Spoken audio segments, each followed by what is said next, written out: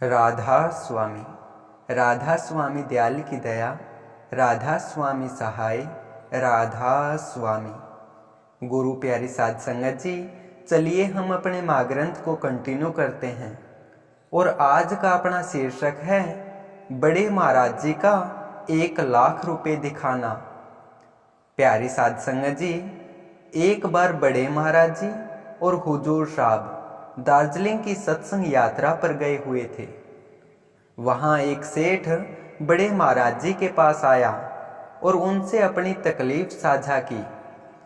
उसने बताया कि उसके प्लॉट पर कुछ स्थानीय श्रमिकों ने अपनी झुग्गी झोपड़ी डालकर उस पर कब्जा कर लिया है। कई बार बेनती करने के बाद भी वो लोग उस प्लॉट को खाली नहीं कर रहे हैं। उसने बताया कि उसने उनको 1,00,000 रुपये का प्रलोभन देकर जमीन खाली करवाने की कोशिश भी कर ली, पर फिर भी वो लोग उस जगह पर अपना डेरा जमाए बैठे थे।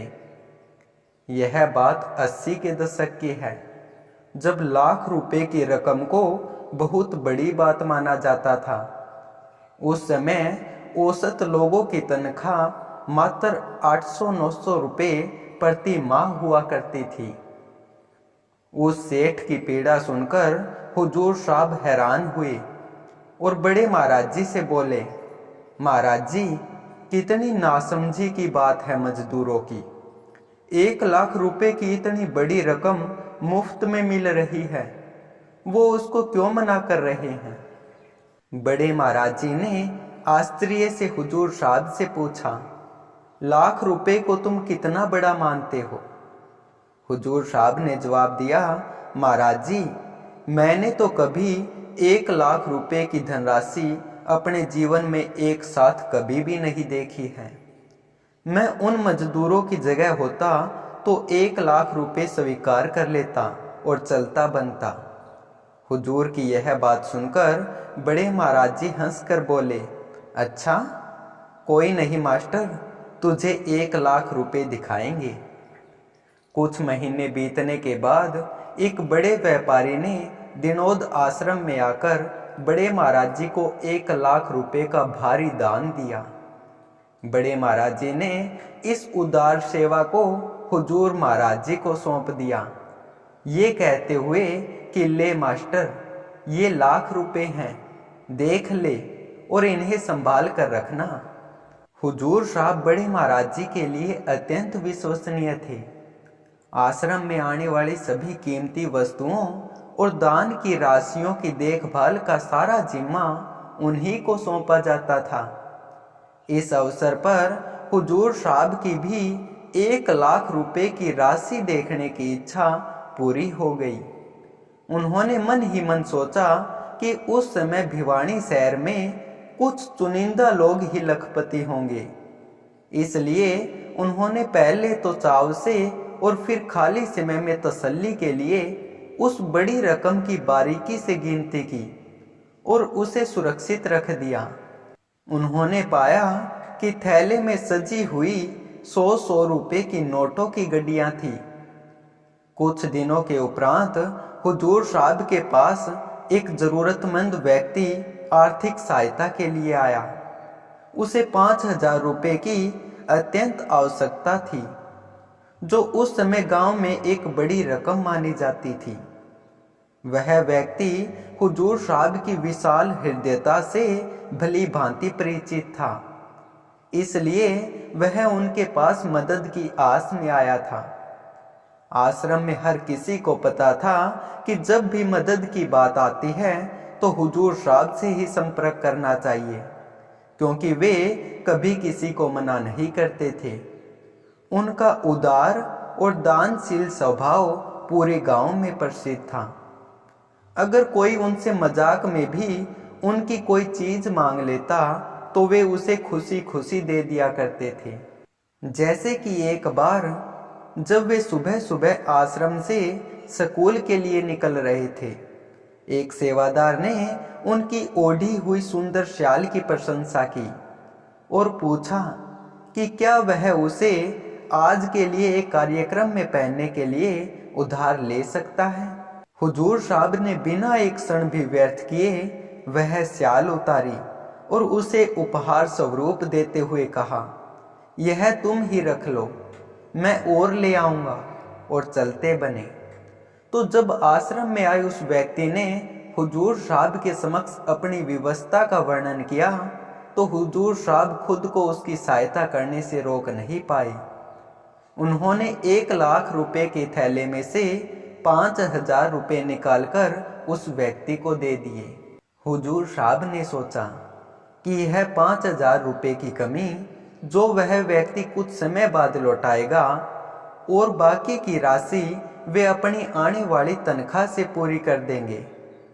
इस प्रकार बड़े महाराज जी द्वारा दी गई 1,00,000 रुपए की राशि पुनः पूरी हो जाएगी। हुजूर साहब ने उस समय तो उस व्यक्ति की तत्काल मदद कर दी, परंतु उनके मन में एक चिंता बनी रही कि उन्हें निकाली गई राशि को उस समय पूरा कर लेना चाहिए।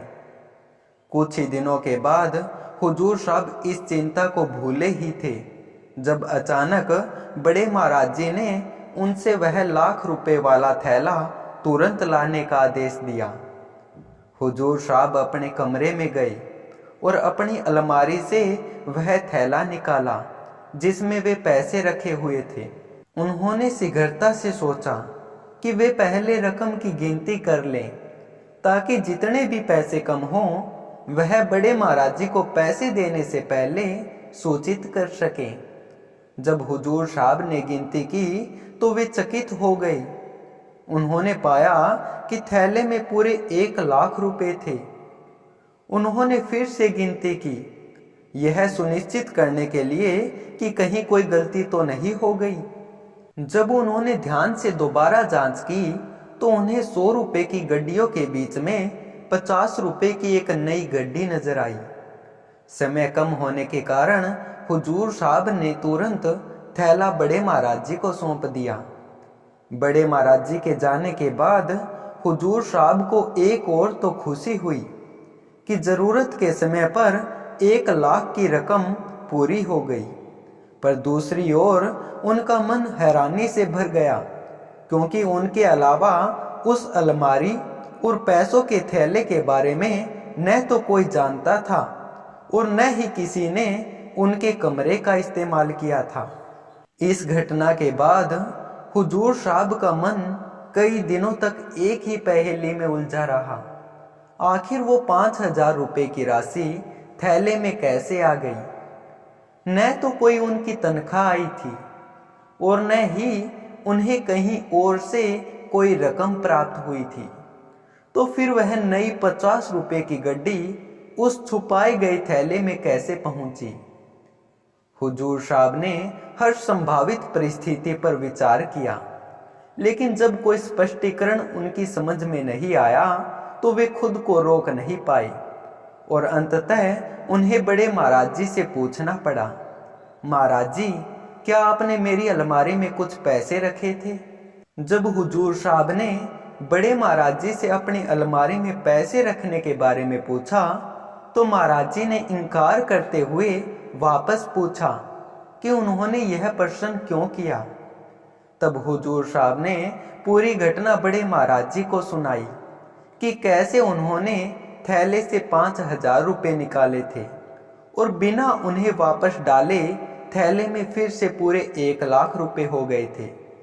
उन्होंने बताया कि यह उनका भ्रम नहीं है क्योंकि उन्होंने बार बार उन पैसों को अपने हाथों से गिना था और न जाने कैसे उस छुपाए हुए थैले में एक नई 50 रुपए की गड्डी आ गई थी।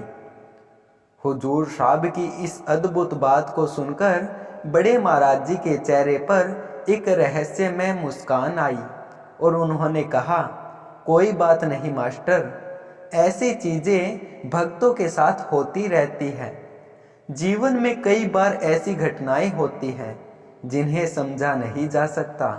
हुजूर साहब ने कई बार 5,000 रुपए के रहस्य को बड़े महाराज जी से समझने की कोशिश की, परंतु हर बार बड़े महाराज जी इसे मुस्कुराकर टाल देते थे।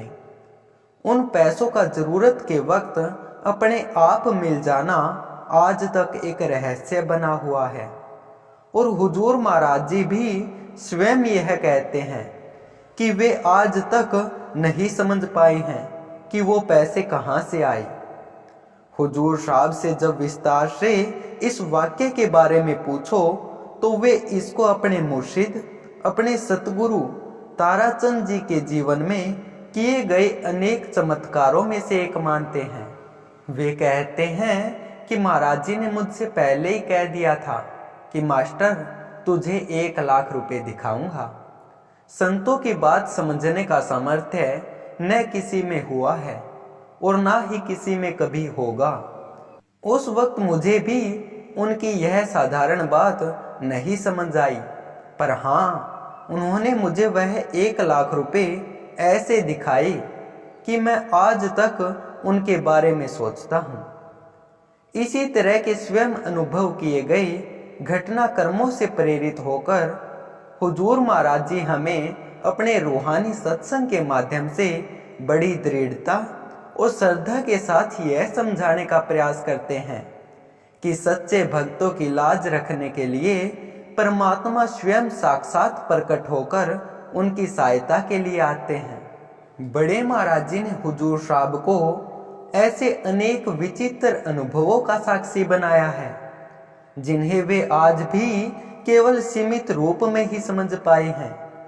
ऐसे ही एक बार एक बहन बड़े महाराज जी के पास एक भारी झोला लेकर आई और उसे उनके चरणों में रख दिया। जब उन्होंने बड़े महाराज जी से इसे स्वीकार करने का अनुरोध किया तो महाराज जी अचानक चिल्लाई, मास्टर जल्दी आ, सांप। हुजूर महाराज जी उस समय अपने कमरे में थे और उनकी आवाज सुनकर तुरंत उठ खड़े हुए। वे जल्दी से हॉल की तरफ भागे जहां महाराज जी थे। वहां पहुंचकर महाराज जी ने बैग की तरफ इशारा करते हुए कहा, आओ मास्टर, मैं तुम्हें एक सांप दिखाता हूं। देखो, इस झोले में एक सांप है। हुजूर साहब ने सावधानी से झोले के अंदर देखा तो उसमें नोटों की गड्डियां थी।